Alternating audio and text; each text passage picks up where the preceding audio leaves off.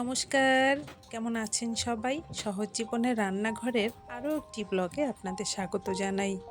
এই রুমটা ছিল আমার শাশুড়ি মায়ের, আর এখন আমি আমার মেয়ে ঘুমাই। রূপসা ঘরদুয়ার গুছিয়ে দেয়, সুন্দর করেই গুছায়, কিন্তু তবুও না, মেয়ে মানুষ তো। আমরাও তো একসময় মেয়ে ছিলাম, আমরাও ঠিক কাজ করতে চাইতাম না, কিন্তু এখনকার মেয়েরা তবুও কিন্তু মায়েদের সাথে করে। আমি আবার অতটা করতাম না, কারণ আমাদের সময়টা একেবারেই অন্যরকম ছিল।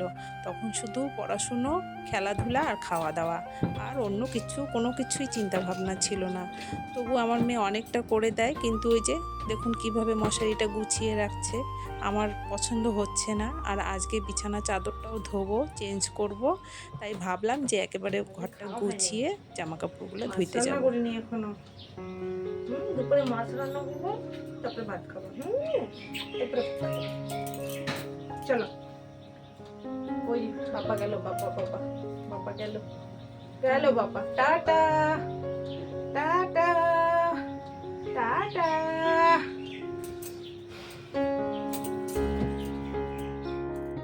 তুই ওইখানে গেলে কি করবি রে? ওইখানে গেলে কি করবি? এভাবেই চলবি তাহলে?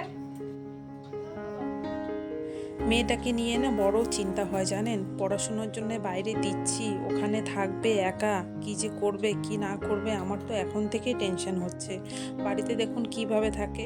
আসলে কি আমি আছি তো, এই জন্যই হয়তো এইভাবে থাকে। বলেও আবার যে মা তুমি আছো জন্যই করি না, ওখানে গেলে তো নিজের কাঁধেই সব পড়বে দায়িত্ব, তখন তো পড়াশোনাও করতে হবে, রান্নাও করতে হবে, নিজে হাতেই সব কিছু করতে হবে। কিন্তু তবুও তো বলুন, বাড়িতে যেভাবে চলে ওখানে যদি এইভাবে চলে, তাহলে পড়াশুনো কিভাবে করবে বলুন। আমার তো এখন থেকেই দুশ্চিন্তা হচ্ছে ওকে নিয়ে।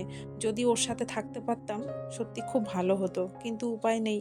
টেলারের কাছে যে জামা কাপড়গুলো দেওয়া ছিল, সেগুলো জামা কাপড় নিয়ে আসি, তো সব জামা কাপড় হয়ে গেছে। শুধু মেয়ের প্যান্টটা করে দিতে পারেনি ভালো করে, প্যান্টটা আর এক জায়গায় দিতে হবে। আর ওর যে টুকটাক জিনিস কেনার ছিল, মানে মেয়ে তো যাবে কলকাতায়, তো তার জন্য টুকিটাকি জিনিসের দরকার, সেগুলো কিনতে কালকে গেছিলাম, তো সব জিনিস কেনা হয় নাই। তো যে মানে যতটুকুই কিনেছি তার মধ্যে এই যে এইসব এখানে রয়েছে। একটা আয়না, চিরুনি, তারপর আপনার হচ্ছে ওই গায়ে ঘষা শোভা। তো ওর শোভা পছন্দ ছিল, ওই যে কতগুলো ফুল ফুল হয় না, ওগুলো। তো ওগুলো এত মোটা, ওগুলো না ঘষে শান্তি পাবে না, তারপর ওটা নিলাম না। তার মধ্যে ওটার দামটাও একটু বেশি। আর আমার হচ্ছে একটু মানে, যেহেতু পয়সাটা কম, তো কম পয়সায় ভালো, মানে কম পয়সায় কি জিনিস কেনা যায়, তো দেখলেন একটা দোকানে কিনলাম, তো সেখানে পাইও নেই। তো এই সোফাটা নিয়েছি। এই সোফাটা আবার ও মেয়ে বলছে যে এটা মোটা হবে, এত বড় ভালো লাগবে না, মানে ঘষতে পারবো না।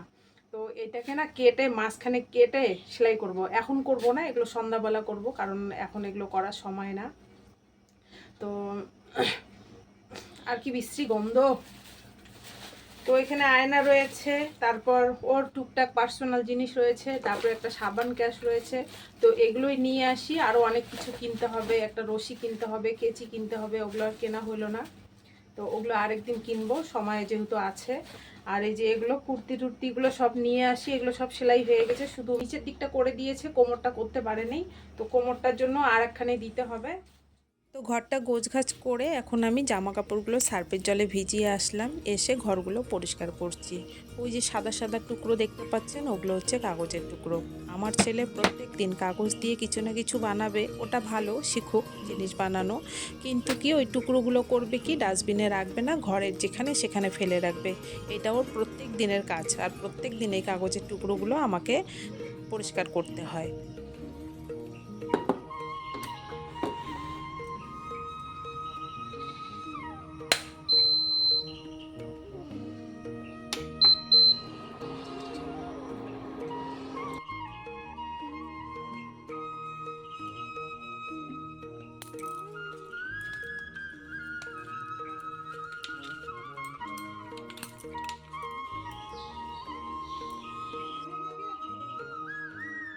শুকাবে না তো, দেখো তো।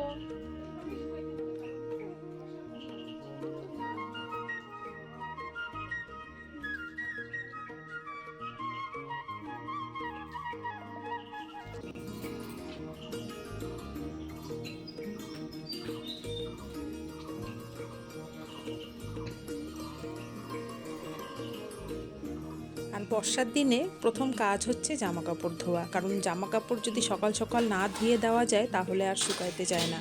তাই জামা কাপড়গুলোই আগে ধুয়ে দিয়ে আসলাম, আর এখন রান্না করব। তো বর অনেক দিন থেকে বলছে আলু কচুর তরকারি খাবে, তাই বড় বড় করে আলু কচু কেটেছি।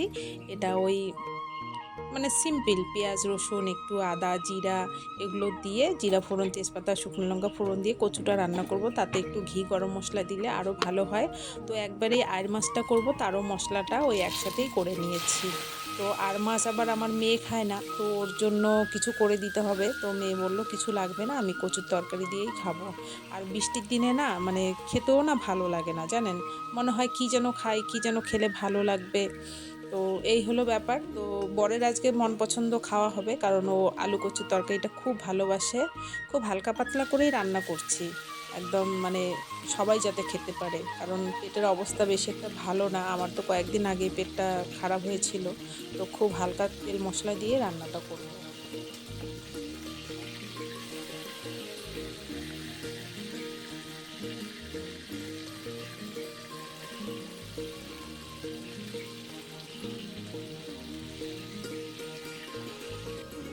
আশা করছি আজকের ছোট্ট ভিডিওটা আপনাদের অবশ্যই ভালো লাগবে।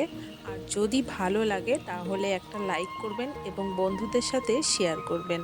আর ভিডিওটা কেমন হয়েছে বা আপনাদের কেমন লেগেছে সেটা কিন্তু কমেন্ট বক্সে জানাবেন। তাহলে আজকের মতো আমি এখানেই ভিডিওটা শেষ করছি, আমার রান্নাও হয়ে গেছে। আজকের ভিডিওটা এখানেই শেষ করছি। সবাই সাবধানে থাকবেন, সুস্থ থাকবেন।